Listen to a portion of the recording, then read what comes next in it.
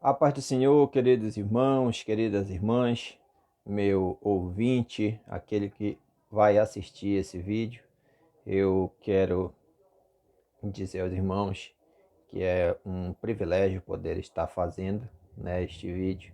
Estou estreando aqui juntamente com os irmãos para falar um pouco acerca da lição da Escola Bíblica Dominical.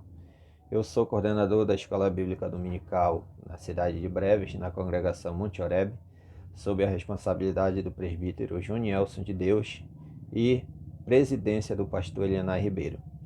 Quem não conhece, a cidade de Breves fica na ilha de Marajó, estado do Pará, e aqui nós também glorificamos ao Senhor Jesus através do aprendizado da palavra de Deus nas nossas escolas bíblicas dominicais. Estou estreando, nervoso, é a primeira vez que eu estou fazendo isso, gravando um vídeo, né? E a responsabilidade é muito grande, porque é o ensino da palavra de Deus. E peço a você que, se você gostar, você ore pelo seu irmão. Se você não gostar, peço também que ore da mesma forma, para que nós possamos a cada dia melhorar, né? Não sabemos quando iremos voltar à nossa normalidade, tendo as nossas reuniões com todos os nossos irmãos que frequentam regularmente a EBD, mas para que nós não possamos ficar parados no tempo, eu resolvi fazer este vídeo. Serei breve, serei sucinto nas minhas palavras, para que o vídeo não fique longo e cansativo e que fique, de uma maneira boa e saudável para que os irmãos possam assistir do início ao fim. Vamos direto ao assunto, a lição número 10, a intercessão pelos Efésios é o título da lição, e o nosso textuário está lá em Efésios capítulo 3, versículo 14 e o 15. Por causa disso, me ponho de joelhos perante o Pai de nosso Senhor Jesus Cristo, do qual toda a família nos céus e na terra toma o nome. Então Paulo estava levantando um clamor pelos irmãos ali na cidade de Éfeso. Nós vamos ver um pouco mais para frente o que ele falou nesse clamor, o que ele falou nessa intercessão, que são os objetivos da lição que nós estaremos transmitindo aos irmãos. A verdade prática diz assim: devemos interceder pelos eleitos de Cristo, para que eles sejam fortalecidos de poder, vivam em comunhão e exercitem o amor de Deus. São os 3 pontos principais da oração de Paulo: poder, comunhão e amor de Deus. Esta é a oração que Paulo fez ao Senhor nosso Deus pela vida dos irmãos que estavam ali na cidade de Éfeso. A nossa leitura bíblica em classe também está em Efésios. Nós estamos estudando Efésios, neste trimestre. Infelizmente, as lições anteriores a esta, acredito que nós paramos na lição 5 ou 6, aqui na nossa congregação, e infelizmente não tivemos, o estudo dessas lições. Mas nós teremos, com certeza, teremos de alguma maneira o estudo delas. Se voltarmos à normalidade, teremos nas nossas escolas bíblicas dominicais no trimestre que se inicia agora em julho, né? Se nós não voltarmos à normalidade, de alguma forma nós estaremos trazendo aqui um pouco de cada lição dessas que já se passaram os domingos. O versículo 20 da nossa leitura bíblica em classe, ele é bem importante e serve para que nós possamos meditar um pouco acerca daquilo que Paulo orou falando ao Senhor. Diz assim o versículo 20: Ora, aquele que é poderoso para fazer tudo mais abundantemente além daquilo que pedimos ou pensamos, segundo o poder que em nós opera. E ele complementa no versículo 21. A esse glória na igreja, por Jesus Cristo, em todas as gerações, para todo sempre. Amém. Paulo estava intercedendo por aqueles irmãos e dizendo assim: olha, eu intercedo por vocês para que vocês sejam fortalecidos no poder, vivam em comunhão, vivam o amor de Cristo. E vocês têm que saber uma coisa: vocês podem pedir o que vocês quiserem. Nada do que vocês pedirem é impossível ao Senhor. Vocês podem pedir algo e, além disso, o Senhor vai fazer por vocês. Basta que vocês saibam pedir, basta que vocês tenham fé, basta que vocês procurem viver em comunhão, basta que vocês procurem viver o verdadeiro amor de Deus. Amém? O objetivo geral da nossa lição é aprender a eficácia da oração no fortalecimento, restauração e crescimento espiritual da igreja. A lição que estudaremos nesta semana, neste domingo, fala sobre o valor da oração intercessória.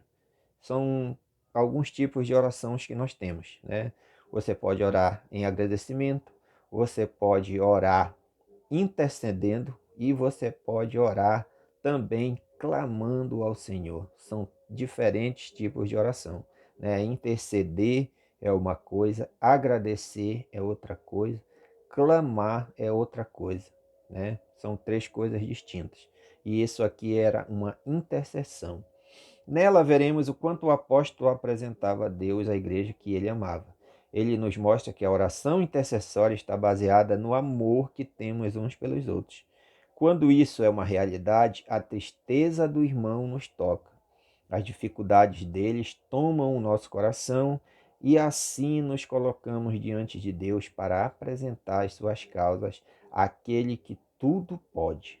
Então, na confiança de que Ele, o Senhor Jesus, pode fazer tudo além do que pedimos ou pensamos, esperamos a resposta das demandas dos nossos queridos irmãos.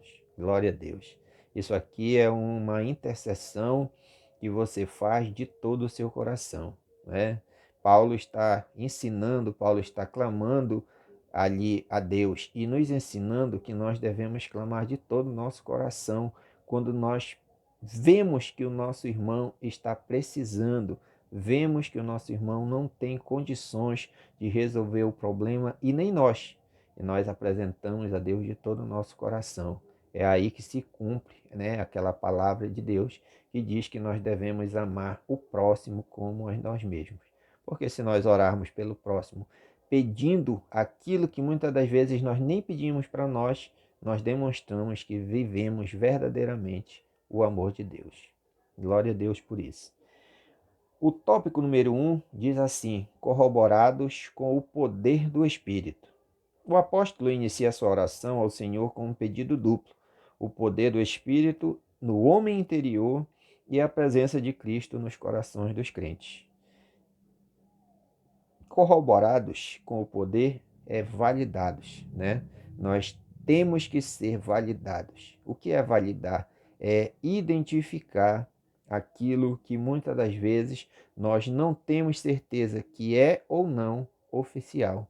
Um documento precisa ser validado, Se você emitir algum documento, se você emitir um CPF de uma maneira que não seja no site da Receita, aquele documento não vai ser validado. O seu registro não é qualquer um que pode emitir, apenas um cartório, porque lá ele vai validar colocando aquele selo que autentica, dá autenticidade àquele documento. E assim o crente. Paulo estava orando para quê? Para que os crentes fossem validados com o poder do Espírito. As riquezas da sua glória. Paulo apresenta sua oração confiado nas riquezas de sua glória, na glória de Deus.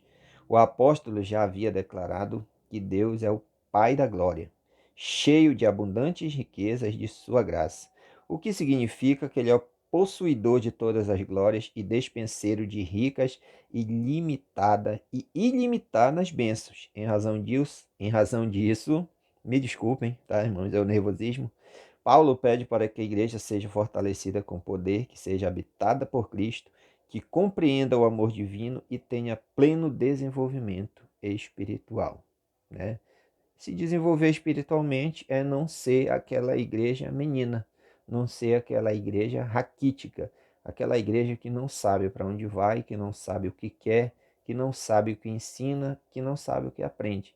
Desenvolvimento espiritual, Aquele que começou a boa obra em minha vida não terminou. Nós estamos em construção, mas para que nós possamos ter essa construção de uma maneira eficiente, de uma maneira sólida, de uma maneira validada no poder do Espírito Santo de Deus, nós precisamos crescer em espírito, nós precisamos crescer em sabedoria, em conhecimento da palavra de Deus. Glória a Deus por isso. Subtópico número 2. Fortalecidos com poder. O primeiro pedido do apóstolo é para que a igreja seja corroborada, mais uma vez, validada com poder pelo seu espírito no homem interior. Ainda enfatiza que a única força que habilita o crente a se manter firme advém do Espírito Santo. Foi o que eu falei ainda há pouco, em outras palavras.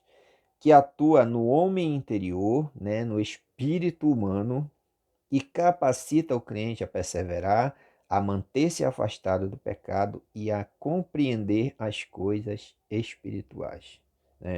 O irmão está deixando uma referência, 1 Coríntios, capítulo 2, versículo 12 e 16. Nós podemos olhar aqui, vamos ler rapidamente aqui na Bíblia. 1 Coríntios, capítulo 2, versículo 12 e 16. Diz assim a palavra de Deus. Eu vou ler apenas o versículo 14 e o 15, tá? 14 e o 15 dá para entender aquilo que Paulo está falando. Ora, o homem natural não compreende as coisas do Espírito de Deus, porque lhe parecem loucura, e não pode entendê-las, porque elas se discernem espiritualmente. Mas o que é espiritual discerne bem tudo, e ele de ninguém é discernido.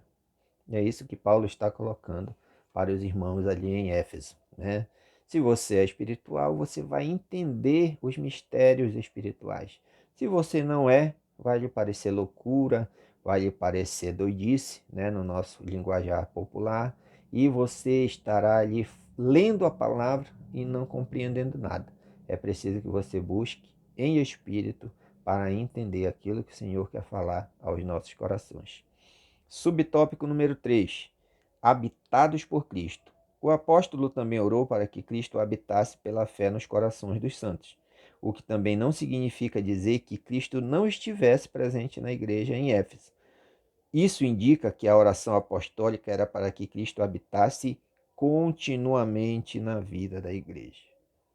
Vocês devem conhecer, já devem saber, aquele velho ditado popular que diz assim: é melhor o fim das coisas do que o início. Por quê? Porque tudo que muitas das vezes nós iniciamos com ímpeto, nós iniciamos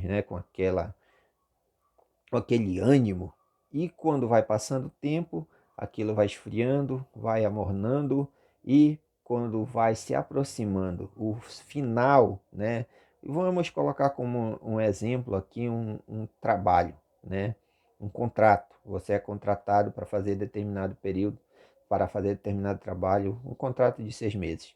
Você começa com aquela força, Você começa com aquele vigor, e quando vai se aproximando do fim, você sabe que ali vai encerrar o seu contrato, você já vai fazendo as coisas por fazer, E aqui Paulo está dizendo que é para que nós, os irmãos, ali em Efésios e nós hoje nos dias atuais, possamos fazer a obra de Deus continuamente, A oração apostólica era para que Cristo habitasse continuamente na vida da igreja. A igreja somos nós. Não é a igreja de 4 paredes que Paulo está falando. A igreja espiritual, os irmãos, aqueles que buscam, aqueles que oram, aqueles que fazem a obra verdadeiramente. Amém?